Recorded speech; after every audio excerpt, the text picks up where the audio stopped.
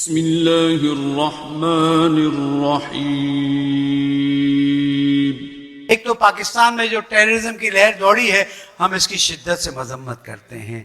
یہ پاکستان بڑی قربانیوں سے بنا ہے، اس میں کہیں محمد و علی کا نام ہے تو کہیں فاطمہ کا نام ہے، اور یہ ملک ہمارے لیے بہت عزیز ہے۔ اس کے خلاف جو سازش کرے گا ہم اس کا مقابلہ کریں گے۔ کیوں؟ اس لیے کہ ملک ہے جس میں ہم عزاداری کھل کے اور ڈٹ کے کر سکتے ہیں۔ اور جو بھی یہ ڈی پی او پتہ نہیں کیا کیا اپنی طرف سے عزاداری میں پابندی لگاتے ہیں، یاد رکھو یزید کے چاہنے والے، بنی امیہ کے ظالم بادشاہ، بنی عباس کے لوگ عزاداریوں اور زیارتوں کو روکتے رہے، وہ نہیں روک سکے تو تیری حیثیت کیا ہے؟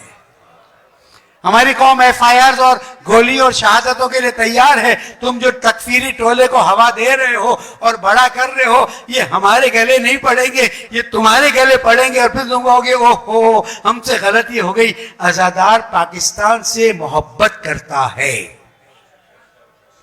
اور وہ پاکستان کی عزاداری برپا کر کے پاکستان کو انشورنس دیتا ہے، اہل بیت کی دعائیں دیتا ہے۔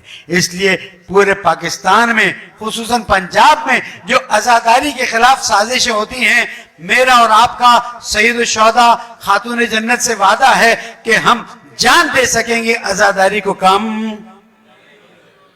عزاداری کو کم۔ اگر آپ کو میری بات قبول ہے تو بلندتر صلوات۔